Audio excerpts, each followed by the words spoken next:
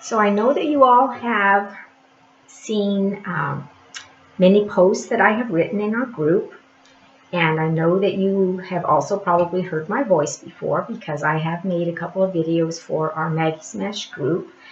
And the other day when one of our members, you all know him as Jersey Dude, decided to come forth and make a couple of videos for us.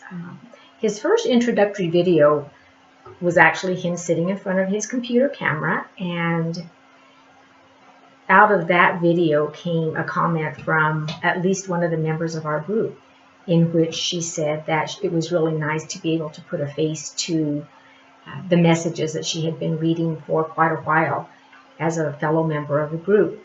And it occurred to me that those of us that are in the group, it's not the first time that I've thought about this, but anyway, it occurred to me that we are used to seeing one another's names, and we have gotten a little bit used to possibly the style of writing that each one of us communicates in.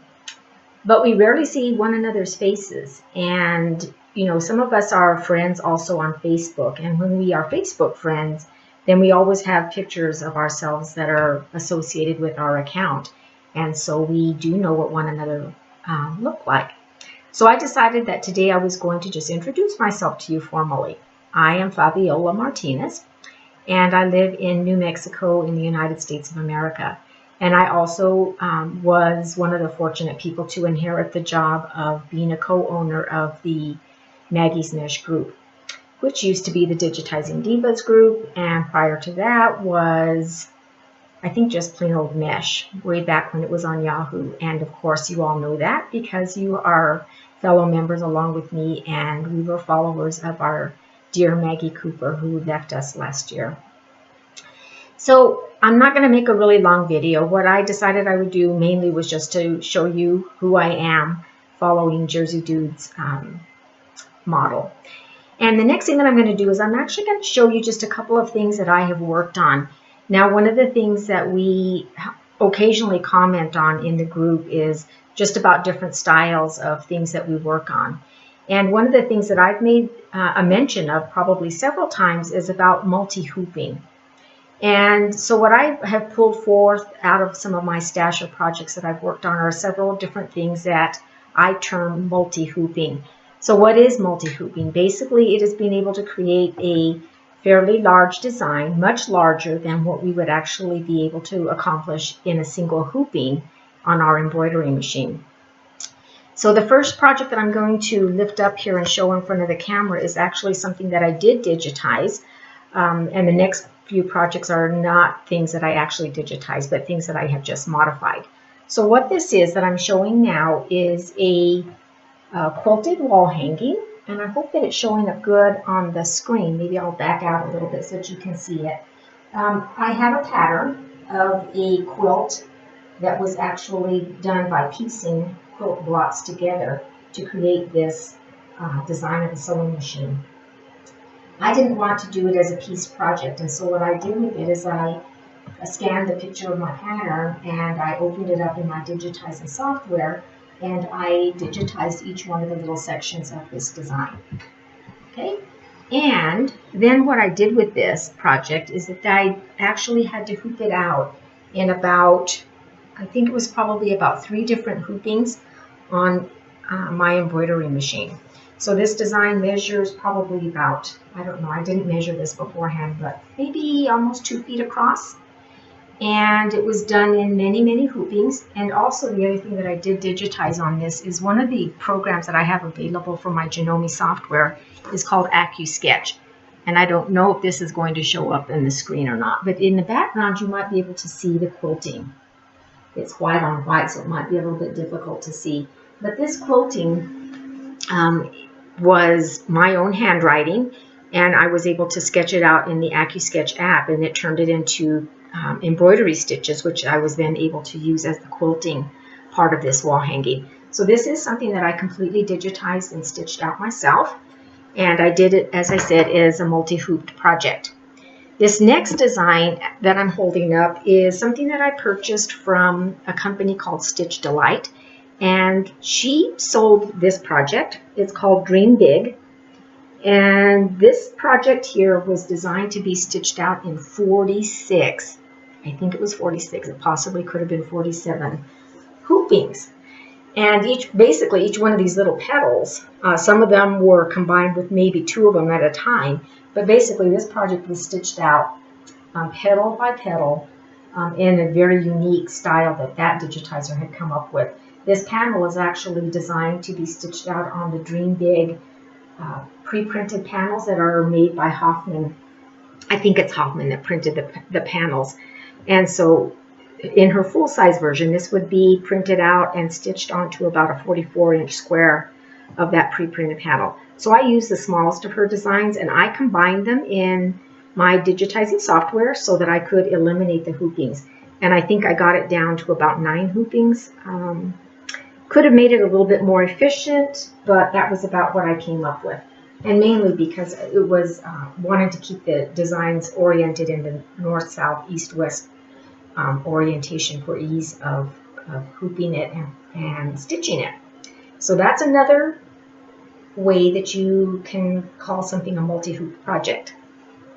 The next two that I'm going to show are also purchased designs, and unfortunately the person who had designed these is no longer in business, but she did very unique stitch types of, what do I want to call them?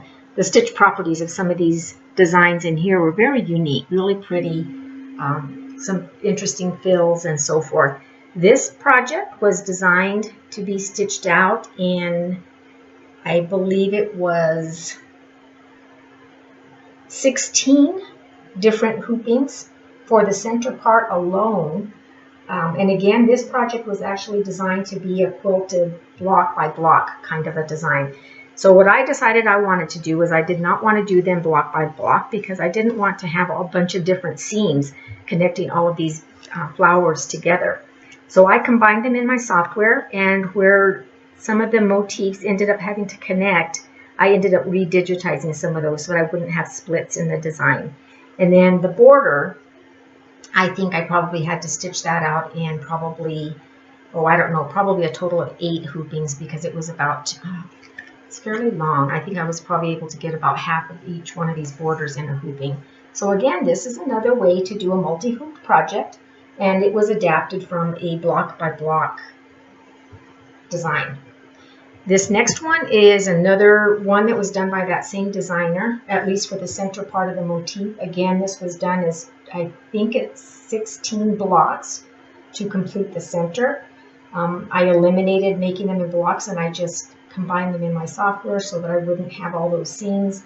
And I stitched this one out. I think this was probably 4 hoopings for the center of this sweet pea design. And then the border is actually a different designer who I was able to get designs from, and then I also combined those into the borders and hooped them, I believe, probably in about 8 different hoopings just for the borders. And then the last thing I'm going to show you before I shut off this video is something that I purchased from Sweet Pea Designs. And this design was also a block by block project. And again, I just don't like to have things in too many different little pieces. And so in order to simplify, I spent some time at in my software digitizing or redigitizing parts of this design. I did go ahead and stitch this out as a block by block project. But where these large folk art bunny rabbits are at, I'm going to get this really nice and close and try to zoom in. Each one of these, this big bunny, for example, would have had a seam right across the middle. Now you can probably see where there's a little bit of a triangle design in the background here. That would have been one block from there to there, and then the top part of him would have been this upper block here. So I opened this design in my software, and what I did with it is I just redigitized all the outline of the border. Did the same thing that I did on that block for this bottom one here, because again, this one would have been divided up into 2 blocks, and I made it able to stitch out of one. I was able to do that because the embroidery machine that I use actually has hoops that are large enough to combine these designs in order to simplify some of the piecing. Okay, so that is basically what a multi-hoop project can do for you. It can help you to eliminate having to rehoop your project over and over again. And like with these designs here, I'll just mention it again. I was also able to open these designs up in my digitizing software, and I was able to eliminate seams. Part of the other thing that I was able to eliminate is that some of these flowers, for example, if they were going to have a split across the middle of them, because I have digitizing software and you do too, that means that you can open up some of these designs in your software and you can just do a better job, or maybe an improving of how these designs actually stitch out. So that's some examples of my multi-hooping.